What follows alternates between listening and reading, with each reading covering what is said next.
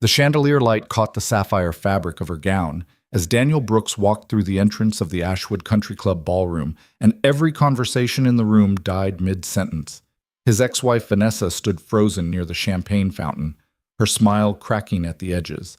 She'd expected Daniel to show up broken, maybe alone, definitely diminished. She hadn't expected him to arrive looking like he'd already won a game she didn't know they were still playing. The woman on his arm moved with quiet confidence, her presence magnetic without trying. Beside them, 10-year-old Lily beamed in her flower-embroidered dress, holding tight to her father's hand. 3 months ago, Elena Harper had been sleeping in the front seat of a 15-year-old sedan. Tonight, she outshone the bride. If you want to see how a man rebuilt his entire life from a cup of coffee and a gamble on kindness, stay with me until the end. Hit that like button and drop a comment with your city so I can see how far this story travels. Daniel Brooks had learned to live with the weight of other people's pity. It followed him through the aisles at the grocery store, lingered in the silences during parent-teacher conferences, and settled like dust over every polite conversation that started with, "So how are you holding up?" People meant well. He knew that. But their sympathy felt like a spotlight he couldn't step out of, illuminating everything he'd lost and nothing he'd managed to keep. The divorce had been finalized 8 months ago, though the unraveling had started long before the papers were signed. Vanessa had left with surgical precision, taking half the savings, the newer car, and a narrative so carefully crafted that even Daniel's own mother had called him to ask if he was giving her space to heal. Space to heal from what? He'd wanted to ask. From the marriage she ended? From the husband who worked 60-hour weeks to build the life she said she wanted? But he didn't ask. He just said yes. He was giving her space. He said it until he almost believed it himself. What he had left was a 1,200-square-foot house on the edge of town, a landscaping business that was hemorrhaging clients faster than he could replace them, and a daughter who asked him every Sunday night if mommy was coming to pick her up for school the next morning, even though the custody arrangement had been the same for half a year. Lily was 10, old enough to understand divorce in theory, young enough to keep hoping it wasn't permanent in practice. "Dad?" she asked one evening as he scraped mac and cheese onto her plate, the boxed kind because the homemade version required energy he didn't have. "Is Mom going to be at my spring concert?" Daniel set the pot down carefully. "I don't know, sweetheart. I'll ask her. She didn't come to the last one." "I know. Or the one before that." He sat down across from her, the kitchen light flickering overhead like it had been threatening to do for weeks. "Your mom's got a lot going on right now, but I'll be there. Front row. Like always." Lily nodded, pushing a noodle around her plate. "Okay." She didn't say anything else, but Daniel saw it in her eyes. The same look he caught in the mirror some mornings. The look of someone who'd stopped expecting things to get better and started bracing for them to get worse. He hated that look. He hated that he'd put it there.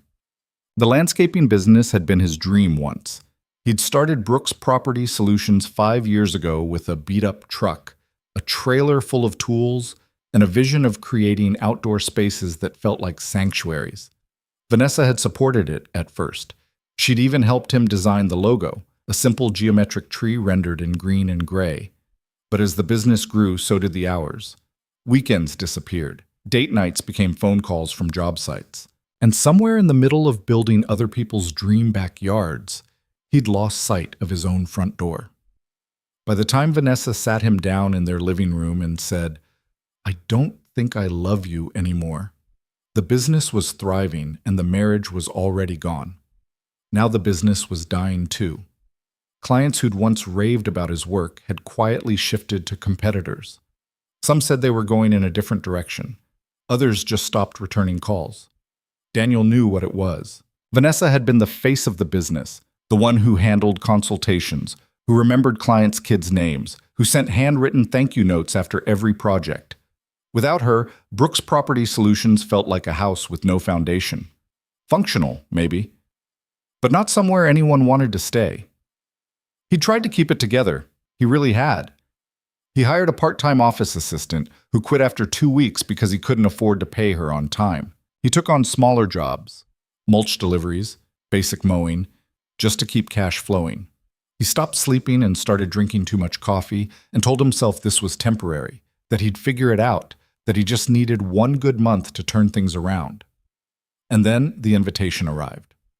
It came on a Tuesday in a cream-colored envelope with elegant calligraphy and a wax seal that probably cost more than Daniel's monthly grocery budget. He knew what it was before he opened it. Vanessa had mentioned she was getting remarried, casually, like she was telling him she'd switched hairstylists, but he hadn't expected an invitation. "You're cordially invited to the wedding of Vanessa Marie Brooks and Jonathan Andrew Whitfield. The ceremony was scheduled for late May at the Ashwood Country Club, one of those old money estates where memberships were inherited and the valet drivers wore white gloves. Vanessa had always wanted to get married there. When they'd planned their own wedding, Daniel had looked into it, but the venue fee alone was more than he made in 6 months. Now she was getting the wedding she'd always wanted, just not with him. He stared at the invitation for a long time, reading and rereading the names embossed in gold. Then he folded it carefully, slid it back into the envelope, and put it in the junk drawer next to expired coupons and batteries that may or may not still work. Lily found it 3 days later. "Are we going to Mom's wedding?" she asked, holding the invitation like it was a fragile thing that might fall apart in her hands. Daniel looked up from his laptop, where he'd been answering emails he didn't have solutions for. "I don't know yet. Can I go?" "If you want to." "Do you want to?" He closed the laptop. "It's complicated, Lil." She sat down at the table, still holding the invitation. "Emma's parents got divorced last year. Her dad didn't go to her mom's wedding." "Yeah?" "She said it made her mom really happy." Daniel wasn't sure what to say to that. "Well, every family's different." "I think Mom would want you to come," Lily said quietly. "She invited you." "She invited me because it's the polite thing to do." "Maybe she invited you because she misses you." The hope in her voice nearly broke him. He reached across the table and squeezed her hand. "Your mom's happy, sweetheart. She's got a whole new life now. And that's okay. People grow apart sometimes. It doesn't mean anybody did anything wrong. Then why does it feel wrong?" He didn't have an answer for that. Well, tag. 2 weeks later, Daniel was on his knees in someone's front yard, pulling weeds from a flower bed that had been neglected so long the soil had turned to clay. It was a small job, a last-minute call from a client who'd probably hired him because everyone else was booked. He didn't care. Work was work. And right now, work was the only thing keeping him from thinking too much about the RSVP card still sitting blank on his kitchen counter. He was reaching for another dandelion when he heard the sound. A car engine. Sputtering, coughing, dying. He stood up, brushing dirt from his knees, and looked toward the road. A sedan, old, dented, sun-faded red, had rolled to a stop about 50 yards from where he was working. Smoke was curling out from under the hood in thin, lazy spirals. Daniel waited. Sometimes people just needed a minute. Sometimes they'd already called someone. But the driver's door didn't open. He walked closer. The woman behind the wheel had her forehead pressed against the steering wheel, her shoulders rising and falling like she was trying very hard not to cry. Her hair was pulled back in a messy bun, and even from a distance, Daniel could see the exhaustion in the way she held herself, like someone who'd been running on empty for so long she'd forgotten what full felt like. He knocked gently on the window. She jumped, her head snapping up. Her eyes were red-rimmed and wide, and for a second she looked at him like he was a threat. Then she saw the dirt on his jeans, the work gloves in his hand, and some of the fear drained out of her face. She rolled the window down halfway. "You okay?" Daniel asked. "I'm fine," she said quickly. Too quickly.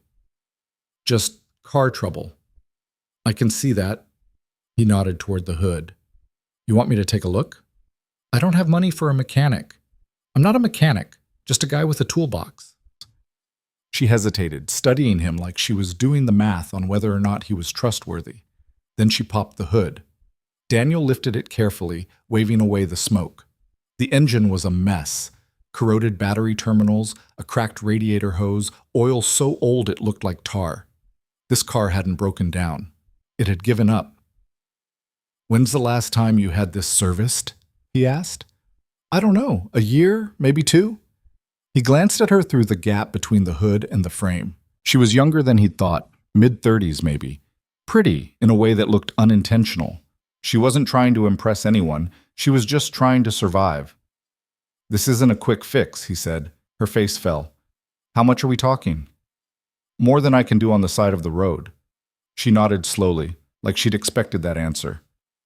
Okay, thanks anyway. You got someone you can call? Not really. Family? Not nearby. AAA? She laughed, but there was no humor in it. I let that lapse 6 months ago. Daniel straightened up, wiping his hands on his jeans. He should have walked away. He had his own problems. His own life barely held together with duct tape and hope. He didn't need to take on someone else's disaster. But then he looked at her, really looked, and saw the same thing he saw in Lily's eyes every time she asked about her mother. The look of someone who'd stopped expecting help. Where were you headed? He asked. Nowhere important. You got a place to stay tonight? Her jaw tightened. I'll figure it out. That's not an answer. It's the only one I've got. Daniel looked at the car, then at the woman, then at the sky, which was already starting to turn the deep orange of late afternoon. He thought about the guest room in his house, the one Vanessa used to use as an office, the one that had been empty for 8 months. He thought about Lily, who asked him once why they didn't help people more if they had extra space. He thought about the man he used to be before the divorce, before the pity, before he started measuring his worth by how much he'd lost. I've got a guest room, he said. She blinked. What? It's small, but it's clean. You can stay there tonight. Tomorrow we'll figure out what to do about the car. I don't even know you. My name's Daniel Brooks. I run a landscaping company. I've got a 10-year-old daughter. I'm divorced. I pay my taxes, and I'm not a serial killer. That's exactly what a serial killer would say. Fair point. He pulled out his wallet and handed her his business card. Here's my info. You can Google me if you want. Check my reviews, call someone, and tell them where you're going. But the offer stands. She stared at the card for a long time. Then she looked up at him, and something in her expression cracked. Just a little. Just enough. My name's Elena, she said quietly. Elena Harper. Nice to meet you, Elena. I don't need charity. Good. I'm not offering charity. I'm offering a couch and a cup of coffee. Why? Because someone helped me once when I needed it, and I didn't say thank you enough. That was a lie. No one had helped him. But it sounded better than the truth, which was that he was tired of feeling useless. And this was the first thing in months that felt like it might actually matter. Elena looked at the car, then at the road, then at Daniel. One night, she said. One night. And I'm calling someone to tell them where I am. Smart. She grabbed a duffel bag from the back seat, small, worn, stuffed so full the zipper looked like it might give out, and locked the car.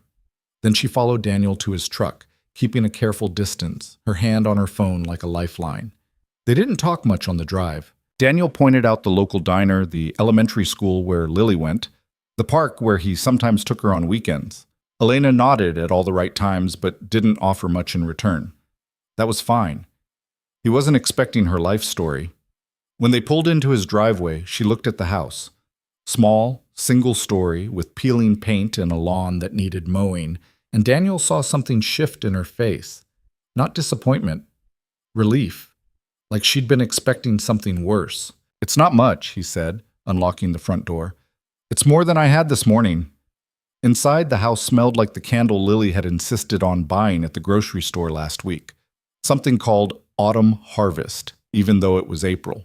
The furniture was mismatched, the walls were bare, and there was a stack of unopened mail on the kitchen counter that Daniel kept meaning to deal with but never did. Guest room's down the hall, he said, setting her bag down. Bathroom's next to it. Towels are in the closet. Help yourself to anything in the kitchen. Elena looked around slowly, like she was cataloging exits. Where's your daughter? At her mom's. She'll be back Sunday night. And you're just letting a stranger stay in your house while you're here alone. You're not a stranger. You're Elena Harper. You were headed nowhere important, and your car gave up on you. She almost smiled. Almost. Thank you, she said quietly. Don't mention it. He meant it literally. Don't mention it. Don't make this a thing. Don't turn this into something bigger than it is. But Elena nodded like she understood something deeper, and for the first time in months, Daniel felt like maybe he'd done something right. What? That night, Daniel made spaghetti. It was the only thing he knew how to cook that didn't come out of a box. And even then, it was a 50-50 shot. But Elena appeared in the kitchen doorway just as he was draining the pasta, and he figured he should at least offer. You hungry? he asked. I don't want to impose. You're not. I made too much anyway. Another lie. He'd made exactly enough for one, but he could stretch it. They ate at the kitchen table in silence, the only sound the scrape of forks on plates and the hum of the refrigerator. Daniel kept waiting for her to ask questions. Where's your ex-wife? Why'd you get divorced? What's wrong with you that she left? But she didn't. She just ate, methodically, and without enjoyment, like someone who'd learned not to take food for granted. This is good, she said eventually. It's spaghetti. Still good, he shrugged. Lily likes it. That's all that matters. How old is she? 10. That's a good age. Is it? Elena looked at him, and for the first time he saw something other than exhaustion in her eyes, something almost like understanding. It's the age where they still think you can fix everything, she said. Enjoy it while it lasts. You got kids? No. She looked down at her plate. I had a classroom full of them once, though. Second graders. Best job I ever had. What happened? Budget cuts, then medical bills, then everything else. She didn't elaborate, and Daniel didn't push. After dinner, Elena insisted on washing the dishes. Daniel tried to argue, but she was already at the sink, sleeves rolled up, scrubbing with the kind of focus that made it clear this wasn't about cleanliness. It was about control. About doing something, anything that felt productive. He left her to it. Later that night, lying in bed and staring at the ceiling, Daniel thought about the RSVP card, about Vanessa's wedding, about the fact that in 3 weeks, he'd have to decide whether to show up and face the life she'd built without him, or stay home and admit he was too broken to even pretend he'd moved on. He thought about Elena, sleeping in the room down the hall, a woman who'd lost everything and still said thank you for spaghetti. And he thought about Lily, who still believed he could fix everything. Maybe he couldn't, but maybe for once, he could try. When Daniel woke up the next morning, the house smelled like coffee. He stumbled into the kitchen, half asleep, and found Elena standing by the counter with a mug in her hands. She'd pulled her hair back, and in the morning light, she looked less like someone who'd been sleeping in her car and more like someone who'd just had a bad couple of months. I hope you don't mind, she said, nodding toward the coffee pot. I found the beans in the cabinet. I don't mind. He poured himself the cup and leaned against the counter. Sleep okay? Better than I have in a while. Good. They stood there in comfortable silence, sipping coffee and watching the sun rise through the kitchen window. It wasn't awkward. It wasn't heavy. It was just quiet. The kind of quiet Daniel had forgotten could exist between two people. I should get out of your hair, Elena said after a while. I'll call a tow truck, figure out what to do with the car. And then what? She looked at him. What do you mean?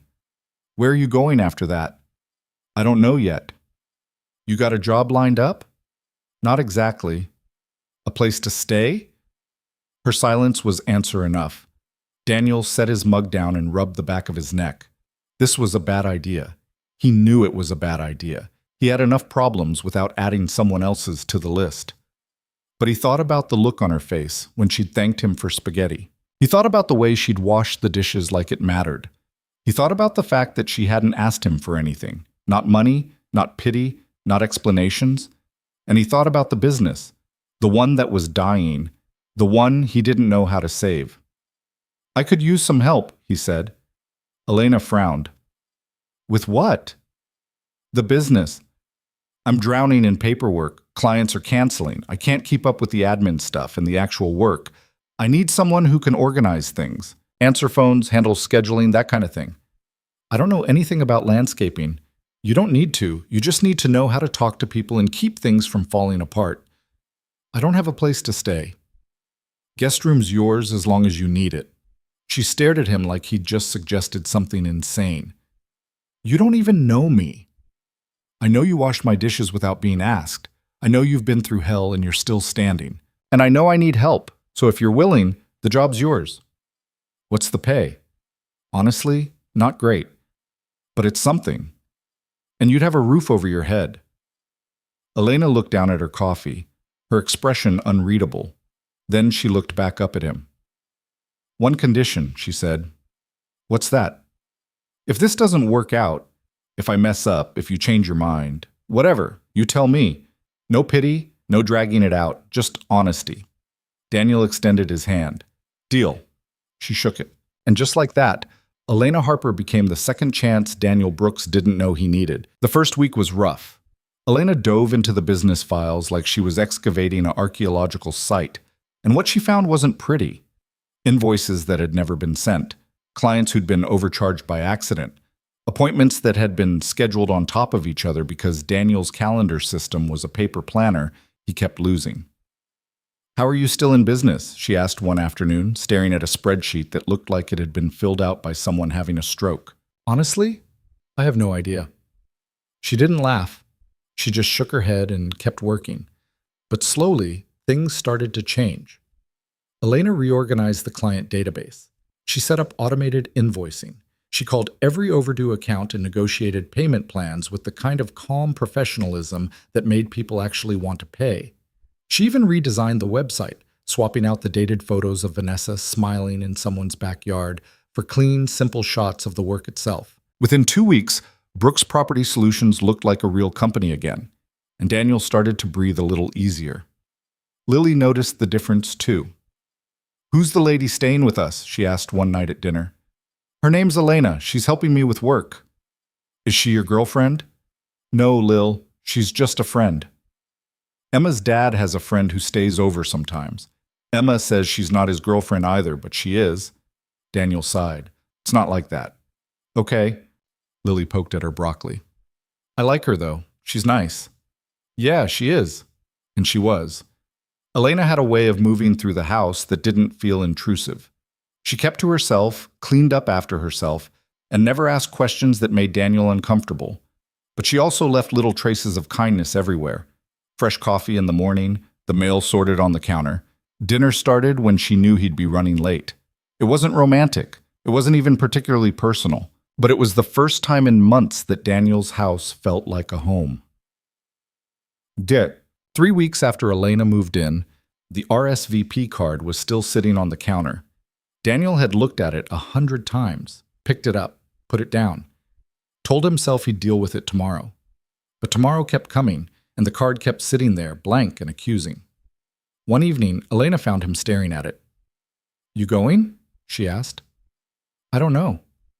You want to? No. Then don't. It's not that simple. Elena sat down across from him. Why not? Because Lily wants to go. Because it's the polite thing to do.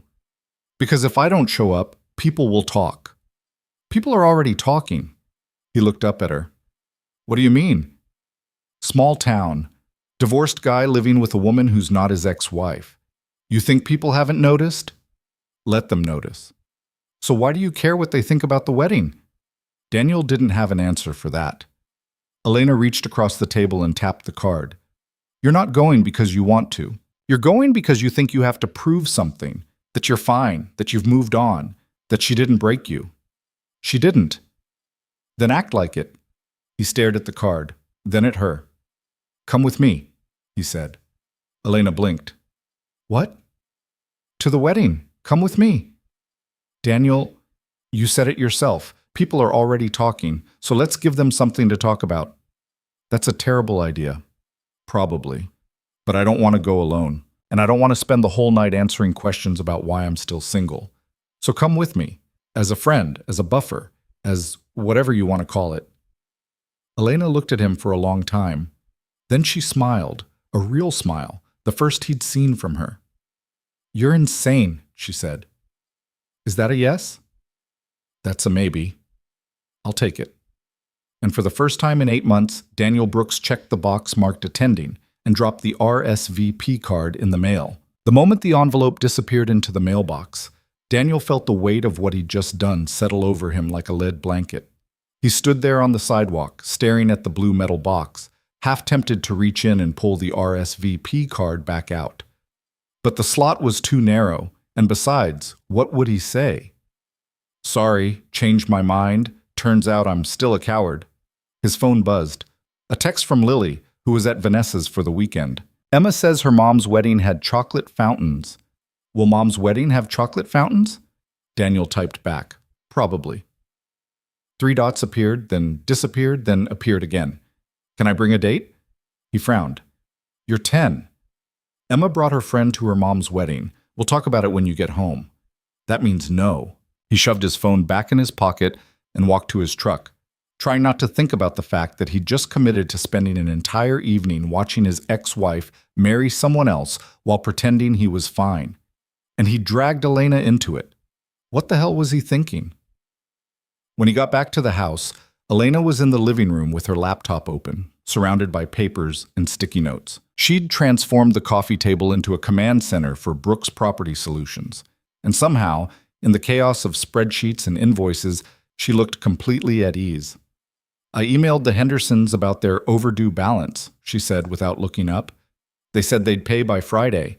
I also rescheduled the Maple Street job because the permits aren't ready, and I found 3 clients who haven't been invoiced in 2 months. You're leaving about $4,000 on the table. Daniel sank onto the couch. 4,000, give or take. She glanced at him, then did a double take. You okay? You look like you just buried a body. I mailed the RSVP. And I have no idea what I'm doing. Elena closed her laptop and turned to face him fully. Second thoughts? More like third and fourth thoughts. You can still back out. Just call and say something came up. And look like I'm running away? Daniel, you don't owe her anything. Not your presence, not your approval, not your performance of being okay. It's not about her. He rubbed his face. It's about me. I need to prove to myself that I can show up and not fall apart, that I can see her happy with someone else and not feel like I failed. You didn't fail. Then why does it feel like I did? Elena was quiet for a moment, her expression thoughtful. Then she said, because you're human. And humans have this terrible habit of taking responsibility for things that were never their fault in the first place.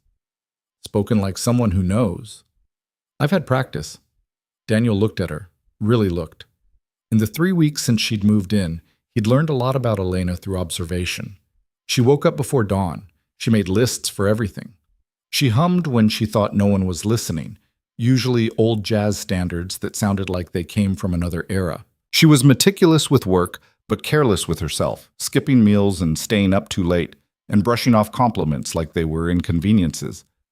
But he still didn't know the whole story, the how and why of a woman who used to teach second graders ending up sleeping in her car. Can I ask you something? He said. Depends on the question. What happened? Before the car broke down, before all this.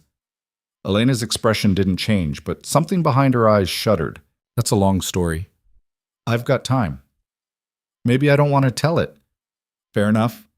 He started to stand, ready to drop it, but Elena spoke again. I was a teacher, she said quietly. Elementary art. I loved it. The kids, the chaos, the way they saw the world like everything was still possible. I was good at it too. Won a district award. Had parents requesting me by name. It was the first time in my life I felt like I was exactly where I was supposed to be. She paused, her fingers tracing the edge of her laptop. Then the district cut funding. They eliminated all the arts programs, music, theater, visual arts, everything. I got reassigned to a general classroom, 4th grade math and English. I tried, I really did. But it wasn't the same, and I wasn't good at it. The kids could tell, the administration could tell. By the end of the year, they offered me a choice. Resign or get a poor performance review on my record. That's not a choice, Daniel said. No, but I took it anyway. Resigned in June, spent the summer applying to every school within 50 miles. No one was hiring. Then my mom got sick. Her voice cracked just slightly. Cancer, stage 4, she didn't have insurance. I didn't have savings. I took out loans to cover her treatment, sold my car and bought a cheaper one, moved into her apartment to save on rent. It still wasn't enough. She died 3 months later, and I was left with $70,000 in medical debt and a degree that didn't mean anything anymore. Daniel felt his chest tighten. Elena, I'm not finished. She looked at him, and her eyes were dry but fierce. I tried to keep going. Got a job at a call center. Hated it, but it paid. Then I got sick. Nothing serious, just a kidney infection that wouldn't go away. But I didn't have insurance, and the antibiotics were expensive, and I missed too much work. They fired me. I couldn't make rent. Got evicted. Moved into my car. Told myself it was temporary, that I'd figure it out. She laughed, bitter and sharp. I lived in that car for 4 months, showered at the gym until my membership expired, ate at food banks, applied to jobs from the public library, and every single day I told myself I was one break away from turning it around. One phone call, one interview, one chance. And then your car broke down, Daniel said softly. And then my car broke down. She met his eyes. And you stopped. You didn't have to. You could have kept driving, but you stopped. And you didn't ask me to explain myself or prove I deserved help. You just helped. So yeah, that's what happened. That's the long story. The room was silent except for the hum of the refrigerator in the kitchen and the distant sound of a lawnmower somewhere down the street. Daniel didn't know what to say. Every response he could think of felt inadequate. I'm sorry was too small. You didn't deserve that was too obvious. Your brave felt patronizing. So instead, he said, I'm glad I stopped. Elena smiled, fragile and real. Me too. They sat there for a while, not talking, just existing in the shared space of two people who'd both learned the hard way that life didn't owe you fairness.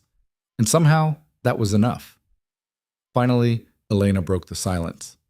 So, the wedding. You're really doing this. Apparently. Then we should probably get you something to wear that doesn't have grass stains. Daniel looked down at his jeans. What's wrong with grass stains? Everything. Come on, we're going shopping. I hate shopping. I know, that's why I'm coming with you. She stood up, already reaching for her jacket, and Daniel realized with a strange mix of dread and relief that he wasn't doing this alone anymore. He had backup. Even if his backup was a woman he'd met 3 weeks ago on the side of the road. Even if his backup had just as many reasons to give up as he did. Maybe that was exactly why it worked. The department store was a sprawling fluorescent nightmare of mannequins and Muzak, and Daniel wanted to leave the moment they walked through the automatic doors. I'll just wear what I wore to my cousin's wedding, he said. When was your cousin's wedding? Elena asked, steering him toward the men's section. 2019. Does it still fit? Probably. That's not a yes. She pulled a navy suit off the rack and held it up against him, squinting like she was measuring him with her eyes. Try this. It's too expensive. It's on sale. Still too expensive. Daniel, you're going to your ex-wife's wedding at a country club where the napkins probably cost more than your monthly water bill. You're not showing up in a suit from 2019 that probably fits. Try it on. He tried it on. It fit. He stared at himself in the mirror, barely recognizing the man looking back. The suit was simple, nothing flashy, no unnecessary details, but it made him look put together in a way he hadn't felt in months. Like someone who had his life figured out. Like someone who wasn't held together with caffeine and denial. Elena appeared behind him, her reflection nodding approvingly. That's the one. Huh? I look like I'm going to a job interview. You look like someone who's moved on, which is the whole point. I haven't moved on. Then fake it until you do. He turned around to face her. Is that what you do? Every single day. Something about the way she said it, casual, matter-of-fact, like it was the most obvious thing in the world, made Daniel's throat tighten. Okay, he said. I'll get the suit. Good. Now we need to find you a tie that doesn't look like it came from a high school dance. I like my ties. Your ties look like they were designed by someone who hates joy. She was already walking toward the accessories section, and Daniel followed, feeling oddly lighter than he had in weeks. By the time they left the store, he had a new suit, a tie that Elena promised was actually stylish, and a pair of shoes that didn't have scuff marks. The total came to more than he wanted to spend, but Elena had insisted it was an investment. You're rebuilding your life, she'd said. That includes your wardrobe. He didn't argue. On the drive home, Elena was quiet, staring out the window at the passing storefronts and traffic lights. Daniel glanced at her a few times, wondering what she was thinking, but didn't ask. She'd already given him more today than he had any right to expect. Thank you, he said finally. For what? For telling me your story. For helping with the suit. For not letting me show up to that wedding looking like a disaster. You're not a disaster, Daniel. I'm close. So am I. We'll be disasters together. She said it lightly, like a joke, but Daniel heard the truth underneath. They were both barely holding on, but at least they weren't doing it alone. When they got home, Lily was sitting on the front porch with her overnight bag, even though Vanessa wasn't supposed to drop her off for another hour. Daniel's stomach dropped. "Hey, Lil, you okay?" Lily looked up, her face blotchy and red. She'd been crying. "Mom and Jonathan had a fight," she said, her voice small. "She said I should come home early." Elena hung back by the truck, giving them space, while Daniel sat down next to his daughter on the porch steps. "What happened?" he asked gently. "I don't know. They were yelling in the kitchen. Jonathan said something about the seating chart, and Mom said he was being controlling, and then she saw me listening and told me to pack my stuff." "Did she say anything to you?" "Just that she'd call later." Daniel pulled Lily into a hug, and she buried her face in his shoulder. He could feel her shaking, trying so hard not to cry again, and it broke something in him. This was what Vanessa did. She built a new life, shiny and perfect, and then let the cracks show just enough to remind everyone, including their daughter, that nothing was ever really fixed. That happiness was conditional. That love was something you could lose if you weren't careful. "It's okay, sweetheart," he murmured. "You're home now. You're safe." "Are they going to break up?" "I don't know. I don't want them to break up." "I know. But I also don't want them to get married if they're just going to fight all the time." Daniel closed his eyes, wishing he had better answers, wishing he could protect her from this, from all of it. "People fight sometimes," he said carefully, "even people who love each other. It doesn't always mean something's wrong. Sometimes it just means they're figuring things out." "You and Mom used to fight." "Yeah, we did." "And then you got divorced." "Yeah." Lily pulled back, looking at him with eyes too old for her age. "Do you think she's making a mistake?" "I think your mom's doing what she thinks is right, and that's all any of us can do." "Do you still love her?" The question hit him like a punch to the chest. He thought about lying, about giving Lily the answer she wanted to hear, but she deserved better than that. "I'll always care about your mom," he said slowly. "But no, I don't love her the way I used to. And that's okay. People change. Feelings change. It doesn't mean what we had wasn't real. It just means it's over." Lily nodded, wiping her eyes. "Okay? You good?" "Yeah." "You want mac and cheese?" Like a tiny smile. "The good kind or the box kind?" "Box kind. I'm not a miracle worker." She laughed, and the sound was like sunlight breaking through clouds. Elena was still by the truck, pretending to check her phone, but Daniel could tell she'd been listening. When Lily went inside, Elena walked over. "She okay?" she asked. "She will be." "And you?" "I'll manage." Elena studied him for a moment, then said, "You're a good dad, Daniel. I'm trying.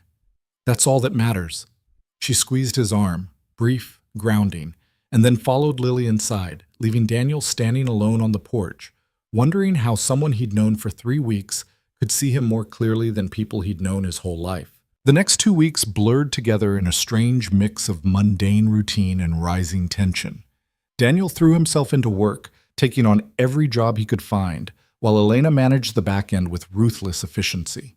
The business wasn't thriving yet, but it wasn't dying either. For the first time in months, Daniel could see a path forward that didn't end in bankruptcy or surrender. Lily seemed to recover from the fight at Vanessa's, though she stopped asking about the wedding. Vanessa called once, apologizing for the misunderstanding and assuring Lily that everything was fine. But Lily didn't talk about it, and Daniel didn't push. Elena settled into the house like she'd always been there. She cooked when Daniel worked late. She helped Lily with homework. She left the TV on low at night because the silence bothered her, and Daniel found the background noise oddly comforting. They didn't talk about the wedding again, but it hung over everything, a looming deadline neither of them could ignore. 3 days before the event, Daniel was in the backyard pulling weeds when Elena came outside with 2 bottles of water. "Hydration break," she said, handing him one. "Thanks." She sat down on the porch steps, watching him work. "You nervous?" "About what?" "Don't play dumb." He sat back on his heels, wiping sweat from his forehead. "Yeah, I'm nervous. What's the worst that could happen?" "I show up. Everyone stares at me like I'm the ghost of marriage past. Vanessa introduces me to Jonathan. I say something awkward. Lily gets upset, and I spend the rest of the night hiding in the bathroom. That's specific. I've thought about it a lot. Elena smiled. You know what I think? What? I think you're going to walk in there, and people are going to stare. But not because you're pathetic. Because you showed up. Because you're standing tall. Because you brought someone who makes you look like you've got your life together. Do I? More than you think. He looked at her, this woman who'd appeared in his life like a comet, unexpected, burning bright, impossible to ignore. She'd taken his chaos and turned it into order. She'd sat with him in his worst moments and never once made him feel small. And in 3 days, she was going to walk into a country club on his arm and help him face the thing he'd been running from for 8 months. Elena? Yeah? I know I already said this, but thank you for agreeing to come, for everything. She shrugged, but her smile was soft. What are friends for? Friends. Right. That's what this was. Daniel turned back to the weeds, ignoring the small voice in the back of his mind that whispered he was starting to want it to be something more. The morning of the wedding, Daniel woke up to the smell of pancakes. He stumbled into the kitchen to find Elena at the stove, flipping batter like she'd done it 1,000 times. Lily was at the table, already dressed in the pale pink dress Vanessa had bought her for the occasion, syrup on her chin. You made pancakes? Daniel said. Figured you'd need fuel, Elena replied. Big day. It's not my wedding. Doesn't mean it's not big. She slid a plate in front of him, and he sat down, feeling the surreal weight of the moment. This morning, he'd wake up single and divorced. Tonight, he'd go to bed the same way. But in between, he'd have to smile and shake hands and pretend the last year of his life hadn't been a slow-motion car crash. You look pretty, Lil, he said, focusing on his daughter. Thanks. Elena helped me with my hair. He looked at Elena, who shrugged. French braid. I used to do them for my students. Well, you're good at it, Lily beamed. Are you nervous, Dad? A little. Me too. Why are you nervous? What if Mom asks me if I like Jonathan? Daniel set his fork down. Do you like Jonathan? I don't know. He's fine.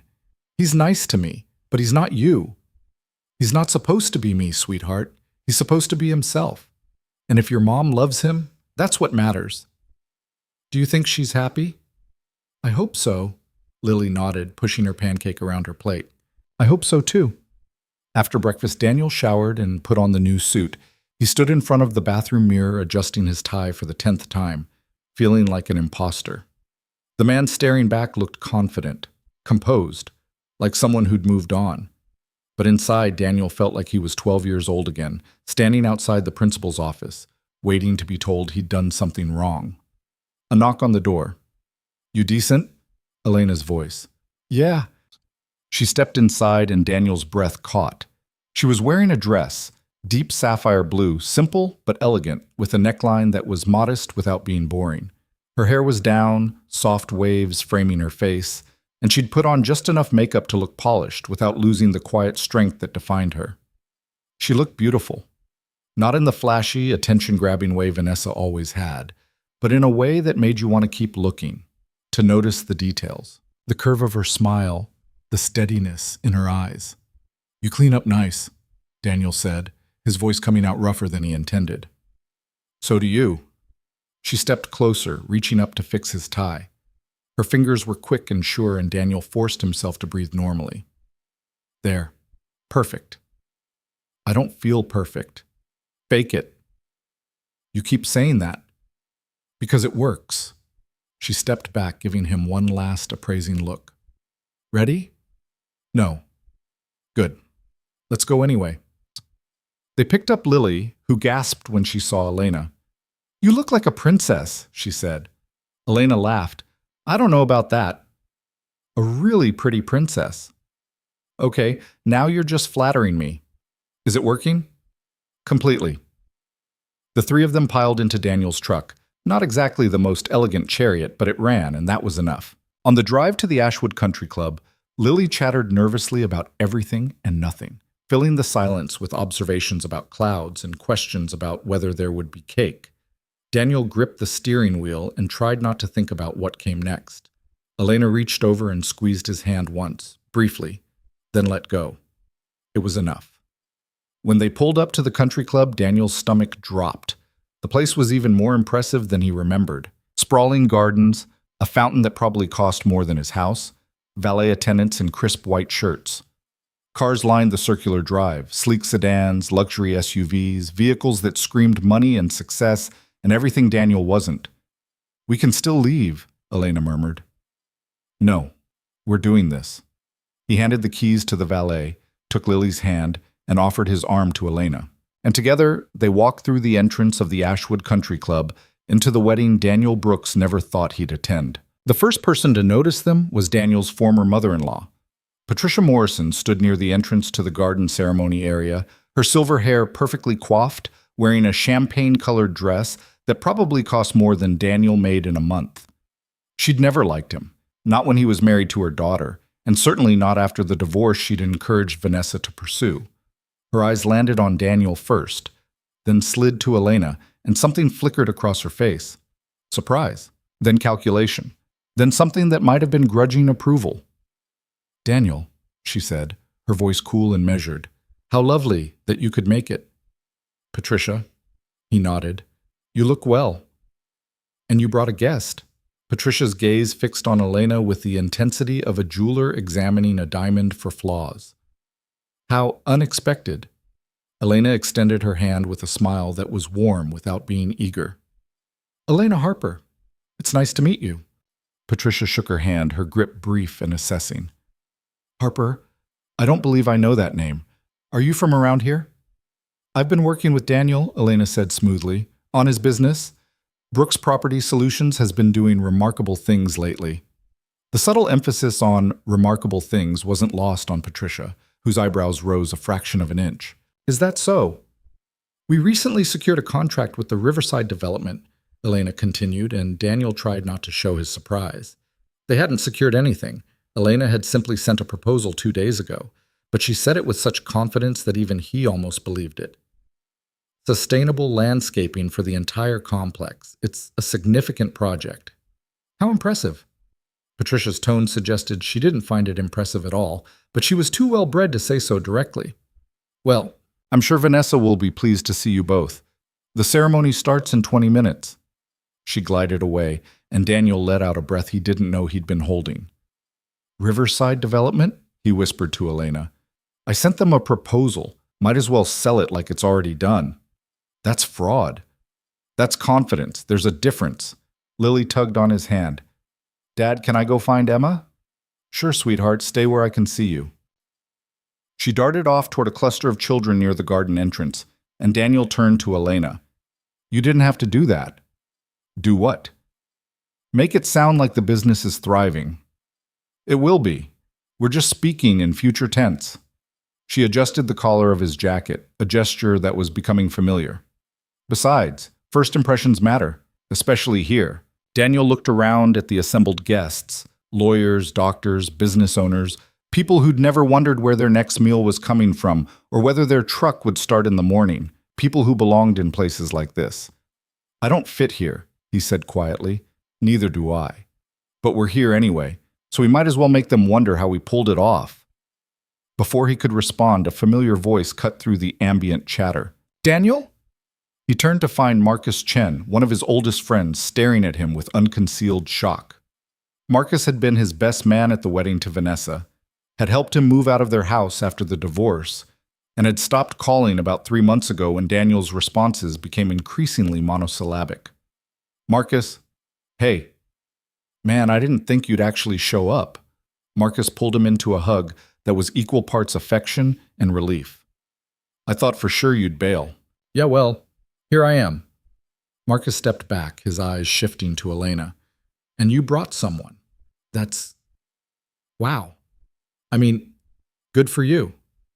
"Marcus, this is Elena. Elena Marcus. We went to college together." "Nice to meet you," Elena said, shaking his hand. "You too." Marcus looked between them, clearly trying to piece together the story. "So, how long have you two been—" "Elena's been helping me with the business," Daniel said quickly. "We're friends." Right. Friends. Marcus's tone suggested he didn't believe that for a second, but he was diplomatic enough not to push. Well, it's good to see you, man. Really good. You look better than the last time I saw you. When was that? February. You were 3 beers deep at O'Malley's and telling me marriage was a scam invented by greeting card companies. Daniel winced. I don't remember that. I'm not surprised. You also told me you were thinking about selling the business and moving to Alaska. Alaska? You were very specific about the salmon fishing opportunities. Elena's lips twitched with suppressed amusement, and Daniel felt his face heat. I was going through a phase. We all were worried about you, Marcus said, his tone turning serious. You went dark for a while, stopped answering calls, stopped showing up to things. I'm glad you're, back.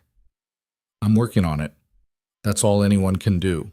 Marcus clapped him on the shoulder. I should go find my wife before she thinks I'm hiding from her mother. But let's grab a beer sometime, yeah?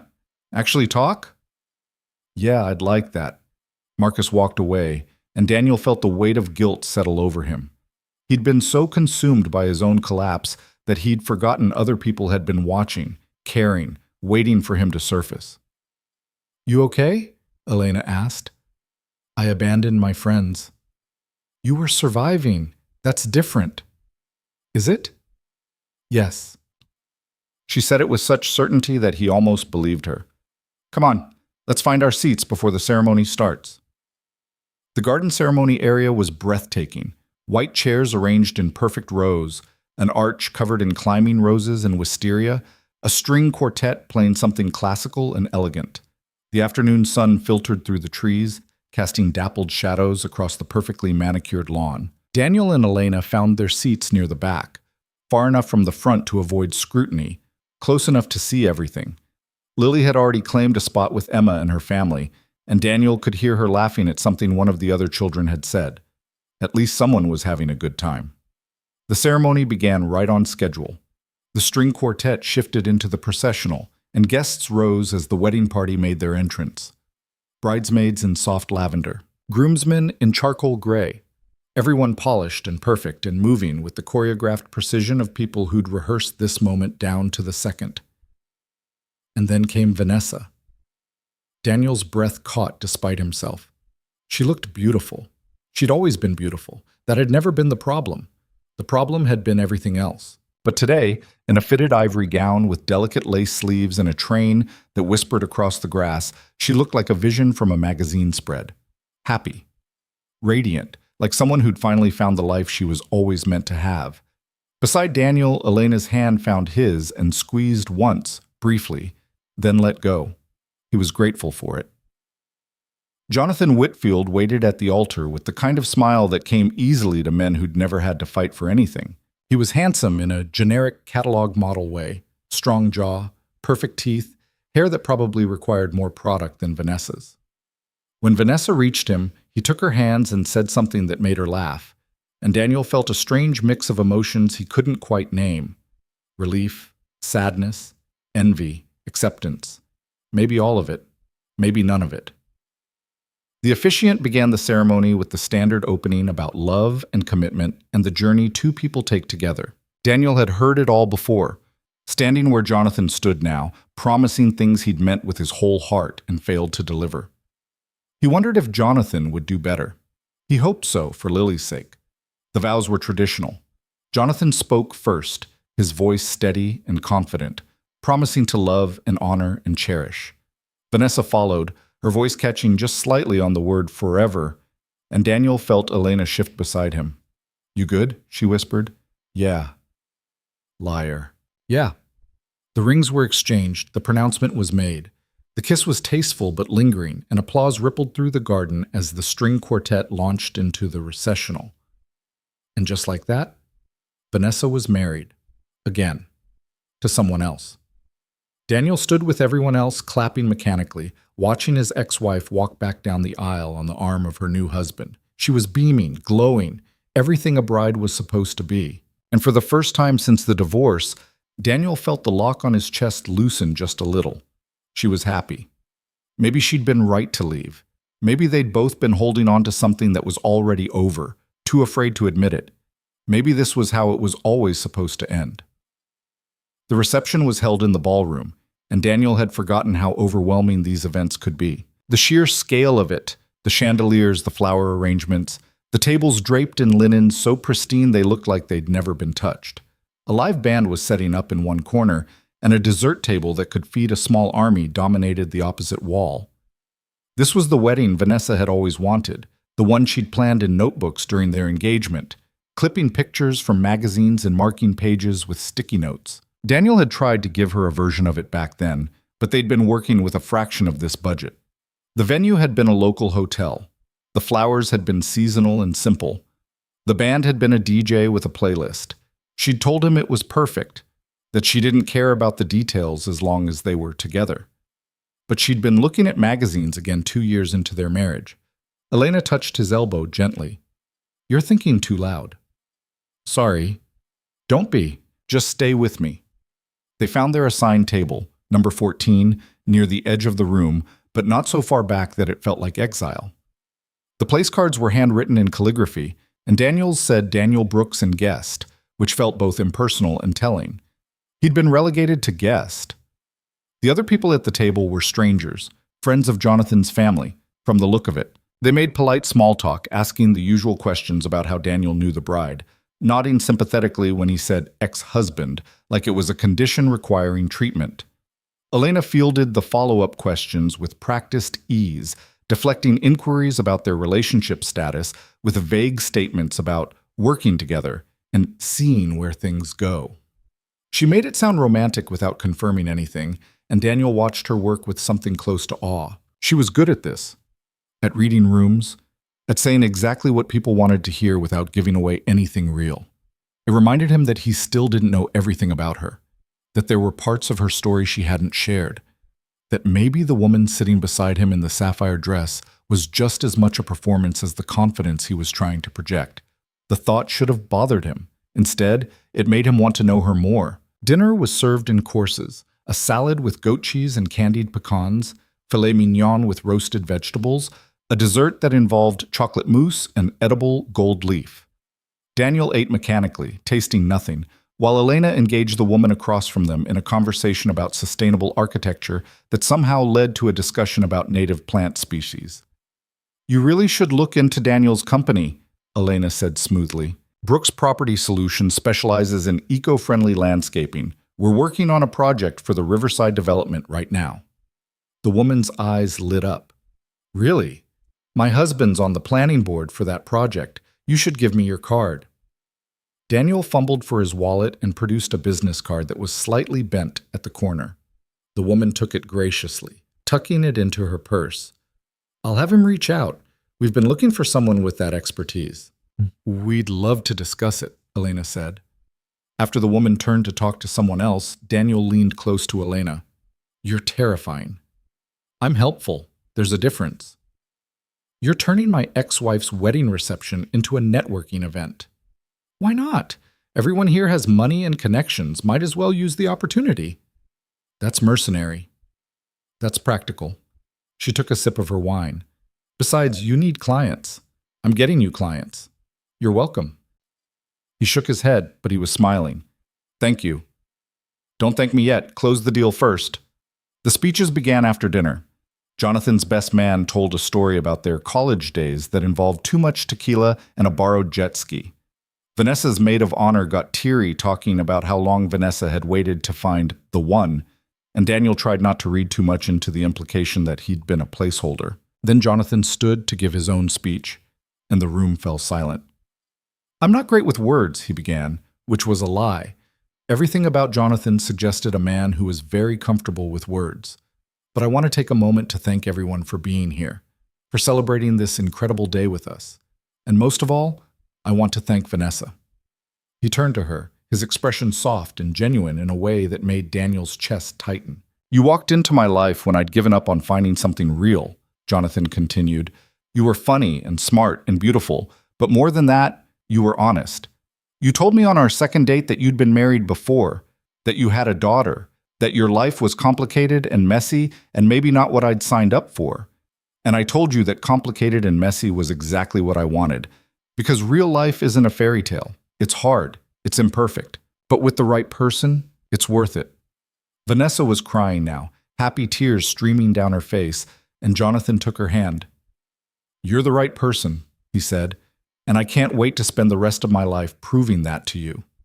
The room erupted in applause, and Daniel clapped along with everyone else, feeling something complicated and bittersweet settle in his chest. Jonathan was right. Vanessa deserved someone who saw her messiness as a feature, not a flaw, someone who walked into her life with eyes open and chose her anyway. Daniel had loved her, but he'd also resented her for wanting more, for leaving, for being brave enough to admit they were broken. And now, watching her lean into Jonathan's embrace while their guests cheered, Daniel realized something he should have figured out months ago. He wasn't angry at Vanessa, he was angry at himself, for not being what she needed, for trying to hold on to something that was already slipping through his fingers, for measuring his worth by her decision to leave instead of by his decision to keep going. Elena's hand found his under the table again, and this time she didn't let go. "You okay?" she whispered. "Getting there." "Good." The band started playing, and Jonathan led Vanessa onto the dance floor for their first dance. They moved together with the kind of ease that came from hours of practice, and Daniel watched them with something that felt less like jealousy and more like closure. This was her chapter, not his. He had his own to write. After the first dance, the band invited everyone to join, and the floor filled with couples swaying to a jazz standard Daniel didn't recognize. Lily appeared at their table, slightly out of breath from running around with the other kids. "Dad, are you going to dance?" she asked. "Maybe later. You should dance with Elena." Elena laughed. "Your dad doesn't have to." "I'd like to," Daniel said, surprising himself. He stood and offered his hand. "If you want to." Elena hesitated for just a moment, then took his hand. "Okay."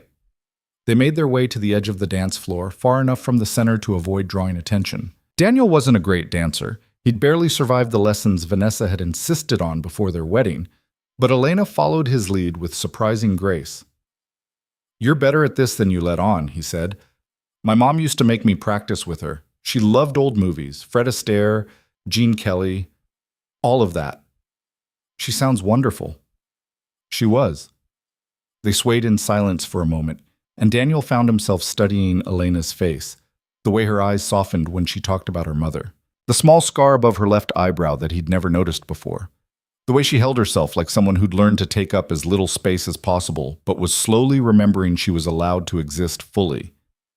"Can I ask you something?" he said. "Depends. Why did you really agree to come here? To this wedding? With me?" Elena considered the question, her expression thoughtful. "Honestly? Honestly.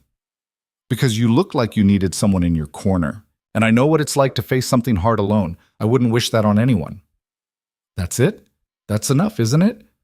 Daniel wasn't sure how to respond to that, so instead, he just held her a little closer, and they danced. When the song ended, Elena excused herself to find the restroom, and Daniel made his way to the bar. He ordered a bourbon, neat, and was taking his first sip when a voice beside him said, "You came!" He turned to find Vanessa standing there, still in her wedding gown, her makeup slightly smudged from tears and laughter. "I came," he confirmed. "I didn't think you would." "Yeah, well, Lily wanted to be here, and I wanted to—" He trailed off, not sure how to finish. "You wanted to what?" Vanessa asked gently. "I wanted to see you happy, I think." Her expression softened. "I am happy, Daniel. I know, I can see it." They stood there in awkward silence, two people who'd once known everything about each other and now barely knew how to have a conversation. "She's beautiful," Vanessa said finally. "Your date?" "Elena, yeah." "How long have you been seeing her?" It's not like that. She works with me, we're friends." Vanessa gave him a look that was equal parts skepticism and amusement. "Daniel, I was married to you for 6 years. I know what you look like when you're falling for someone." "I'm not." "You are. And it's okay. It's good, actually. You deserve to be happy, too." Daniel stared into his bourbon, unsure what to say. "I'm trying. I know, and I'm sorry." "For what?" "For how I handled things. The divorce, I could have been kinder, more patient. I needed out so badly that I didn't think about how it would land on you. You did what you had to do. That doesn't mean it didn't hurt you. Daniel met her eyes, and for the first time in months, he saw the woman he'd married. Not the stranger who'd left. Not the bride glowing with new love. Just Vanessa, flawed and human and trying her best. It did hurt, he admitted. But I'm not angry anymore. I was, for a while. But I'm not now. Good. She squeezed his arm. Take care of yourself, okay? And take care of her. She seems special. She is. Then don't mess it up. Vanessa smiled, kissed his cheek, and walked away to rejoin her new husband, leaving Daniel standing at the bar with his bourbon and the strange, lightening sensation of a weight he'd been carrying for months finally lifting. When Elena returned, she found him exactly where she'd left him. You okay? She asked. Yeah, Vanessa and I just talked. And? And I think I'm actually okay. Elena studied his face, searching for something. Whatever she found seemed to satisfy her because she smiled. Good. Now come on. Lily wants to show us the dessert table, and apparently there's a chocolate fountain. Of course there is. They found Lily near the towering display of pastries and confections, her eyes wide with sugar-fueled delight. Dad, they have macarons and tiny cheesecakes. And look, she pointed at the chocolate fountain with reverence. It's like a waterfall made of chocolate. You want some? Daniel asked. Can I? Go for it.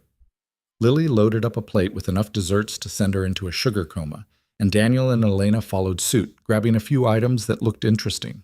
They found a quiet corner away from the crowd and ate in comfortable silence, watching the party unfold around them. The band played on. Couples danced. Children ran wild with the kind of energy that only came from cake and freedom. Vanessa and Jonathan moved through the crowd, accepting congratulations and well wishes, looking every bit the perfect couple. And Daniel, sitting in a corner with his daughter and the woman who'd walked into his life 3 weeks ago and changed everything, felt something he hadn't felt in a long time. Content. Not happy, exactly. Not yet, but close. As the evening wound down and guests started to leave, Daniel found himself standing in the garden where the ceremony had taken place. The chairs were empty now, the arch still covered in flowers that would wilt by morning. The string quartet had packed up, and only the distant sound of the band drifted through the open doors. Elena appeared beside him, her heels in one hand. Feet hurt? He asked. Like you wouldn't believe. You didn't have to wear them all night. Yes, I did. First impressions and all that. She looked at the empty chairs, the remnants of a ceremony that was already fading into memory. So, you survived. We survived. That's what I said. No, you said I survived, but you were here too. We did this together. Elena turned to face him, and in the soft light from the ballroom, she looked almost ethereal.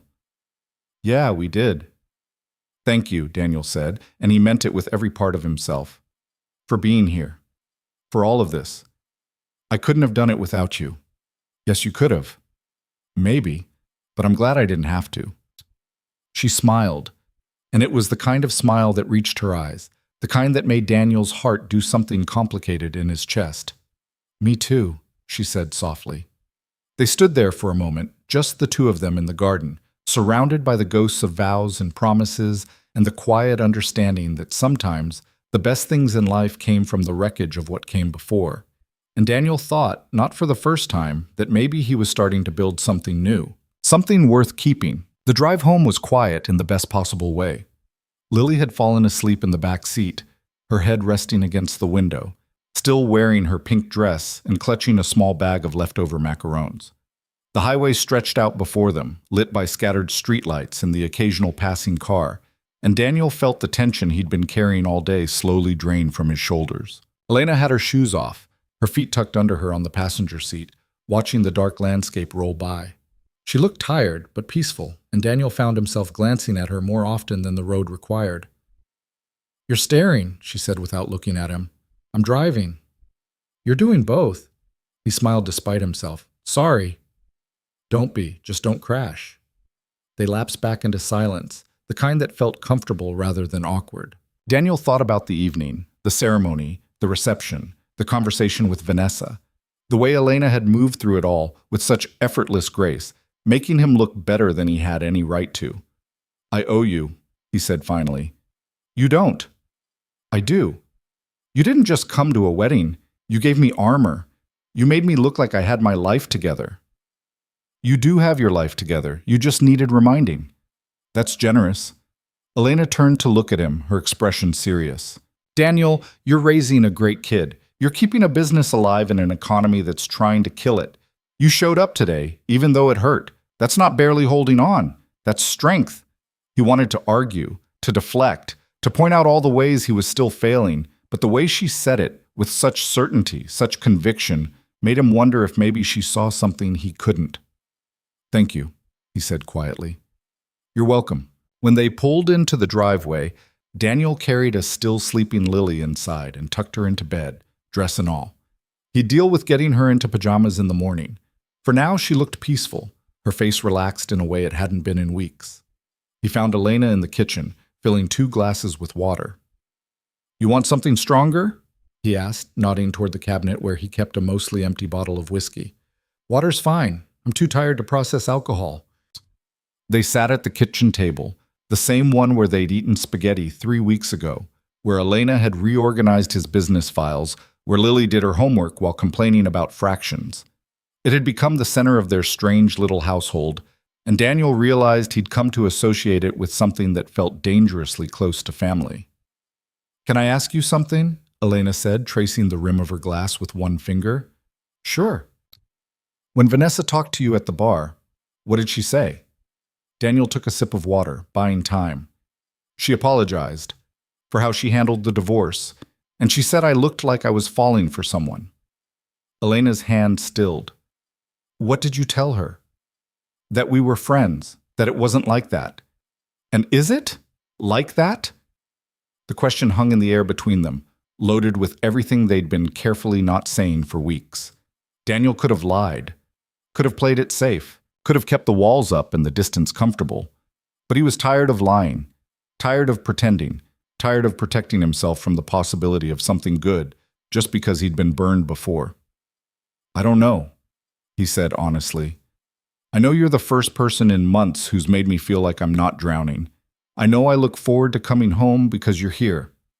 I know Lily lights up when you're around, and that matters more to me than almost anything. But I also know you didn't sign up for this. You agreed to help with my business and stay in my guest room, not to be my emotional support system or my rebound or whatever this is turning into." Elena was quiet for a long moment, her eyes searching his face. "What if I want it to turn into something?" Daniel's heart kicked hard against his ribs. "Do you?" "I don't know either, but I think about it. About what happens when I get back on my feet and don't need the guest room anymore. About whether I stay or go. About what it would mean to stay. What would it mean? It would mean I'm choosing this. You and Lily and the chaos of Brooks Property Solutions. It would mean I'm betting on something that feels fragile and new instead of running the second things get complicated. They're already complicated. I know, but good complicated. The kind worth fighting for." Daniel reached across the table and took her hand. Her fingers were cool from the water glass, and they curled around his with a certainty that made his chest ache. "I'm not good at this," he said. "Relationships. Opening up. I failed once already." "So did I. Different circumstances, but same result. I lost everything that mattered and had to start over from nothing. And now? Now I think maybe starting over isn't about going back to what you had. It's about building something new with better materials." Daniel laughed, the sound rough and genuine. "Did you just compare us to a landscaping project?" "I'm learning the language." He squeezed her hand, feeling the enormity of what they were dancing around. "I don't want to rush this. I don't want to mess it up because I'm lonely or scared or trying to prove something to Vanessa." "Good, neither do I. But I also don't want to pretend there's nothing here when there clearly is. So what do we do?" Daniel thought about it. About the business that was slowly recovering. About Lily, who deserved stability more than she deserved her father jumping into something before he was ready. About Elena, who'd been through hell and deserved someone who was sure. "We take it slow," he said. "We keep doing what we're doing, working together, living together, figuring out if this is real or if it's just two broken people clinging to the first good thing they've found in a while. And if it's real, then we'll know, and we'll deal with it then. Elena nodded slowly. Okay, slow. Slow. I can do slow. Good. Because honestly, I have no idea what I'm doing. Join the club. I think they give out t-shirts. They sat there for a while longer, hands still linked across the table, neither quite ready to let go and face the reality of separate bedrooms and careful boundaries. But eventually, exhaustion won out, and they said goodnight with a lingering look that promised nothing and everything at once. Daniel lay in bed that night, staring at the ceiling, replaying the conversation in his head. He'd told Elena the truth. He didn't know what he was doing. But for the first time since Vanessa left, he felt like maybe that was okay. Maybe not knowing was part of the process. Maybe fumbling forward was better than standing still. The next morning, Daniel woke to the smell of coffee and the sound of Lily's laughter drifting from the kitchen. He pulled on a t-shirt and wandered out to find his daughter sitting at the table in her pajamas. Apparently, Elena had managed what he couldn't and gotten her changed, while Elena flipped pancakes at the stove. "Morning," Elena said, not turning around. "Morning. You didn't have to make breakfast." "I was already up. Besides, Lily requested chocolate chip pancakes, and I'm a sucker for requests." Lily beamed at him. "Elena says we can make them in fun shapes." "What kind of shapes?" "She's doing a butterfly right now." Daniel peered at the griddle and saw what was, generously speaking, a vague butterfly-adjacent blob of batter. "That's creative." "It's abstract," Elena said. "The chocolate chips represent the chaos of metamorphosis." "Is that what they represent?" "Sure, go with it." Lily giggled, and Daniel poured himself coffee, settling into the domesticity of the moment. This was what normal felt like. Not perfect, not without complications, but real and warm and enough. After breakfast, while Lily was absorbed in a cartoon, Elena pulled out her laptop and showed Daniel what she'd been working on. "I finished the proposal for Riverside," she said. "Full sustainable landscaping plan, cost estimates, timeline, everything. I'm sending it today." Daniel scrolled through the document, impressed despite himself. She'd outlined native plant species, water conservation strategies, seasonal maintenance schedules, things he knew but had never thought to present this professionally. "This is incredible," he said. "It's thorough. Whether they go for it is another story." "When did you have time to do this?" "Late nights. I don't sleep much anyway." He looked at her, concerned. "Elena, I'm fine. I like staying busy. Keeps my brain from wandering to places it shouldn't go." He understood that. The need to fill silence, to outrun thoughts, to build something tangible because at least then you had proof you existed. "Well, it's amazing," he said. "Send it. Let's see what happens." She sent it with a decisive click, then closed the laptop. "Done. Now we wait." How long do these things usually take? Could be days, could be weeks, could be never. Optimistic. Realistic. The waiting turned out to be 3 days. Daniel was in the middle of a job, installing a raised bed garden for a client who wanted to grow vegetables but had terrible soil. When his phone rang, unknown number, he almost didn't answer, but something made him pick up. Brooks Property Solutions. "Mr. Brooks, this is David Chen from Riverside Development. I'm calling about your proposal." Daniel's heart kicked into high gear. He gestured frantically at his crew to keep working and walked a few yards away. "Yes. Thank you for calling. I have to say, this is exactly what we've been looking for. The sustainability focus, the native species integration. It aligns perfectly with our vision for the community. I'd like to set up a meeting to discuss terms. Are you available this week?" Daniel almost dropped the phone. "Absolutely. When works for you?" They scheduled a meeting for Friday afternoon, and when Daniel hung up, he stood there for a full minute, just processing. Elena's fake-it-till-you-make-it confidence had actually worked. They had a real shot at a real contract that could change everything. He called her immediately. "Elena?" They called. "Riverside, they want a meeting." There was a brief pause, then a sound that might have been a squeal of delight, quickly suppressed. "Seriously?" "Friday afternoon. You need to come with me. You wrote the proposal. You know all the details." Daniel, I'm not a landscaper. I just organized information. You're my business partner, and I need you there. Another pause. Then quietly, okay, I'll be there. When he got home that evening, Elena was at the kitchen table with printed copies of the proposal, sticky notes, and a legal pad covered in her neat handwriting. I've been prepping, she said, anticipating questions they might ask. We need to know our numbers cold. Cost per square foot, labor hours, maintenance projections, everything. You're incredible. I'm thorough. There's a difference. No, you're incredible. She looked up at him and something in her expression softened. We're doing this together. That means both of us need to be prepared. Lily wandered in, looking between them. Are you guys going to kiss or something? Because Emma says when adults look at each other like that, they usually kiss. Daniel felt his face heat. Lil, what? It's true. Emma's parents look at each other like that all the time, and then they kiss, and then Emma has to leave the room because it's gross. Elena laughed, the sound bright and genuine. Your daughter has opinions. My daughter needs to focus on her homework. I finished my homework. Then find something else to focus on. Lily rolled her eyes with the dramatic flair of a 10-year-old who knows she's right but can't prove it. Fine, but I'm just saying, Emma knows about these things. She flounced out of the room, and Daniel dropped his head into his hands. I'm sorry. She's been spending too much time with Emma. Don't apologize. She's observant, and she's not wrong. Daniel looked up. About what? About the way you look at me sometimes. His throat went dry. How do I look at you? Like you're trying to figure something out, like you want to, but you're scared to. She wasn't wrong. He did want to, had wanted to for weeks now, if he was being honest with himself. But wanting and doing were different things, and Daniel had spent so long protecting himself from risk that the idea of leaning into it felt like stepping off a cliff.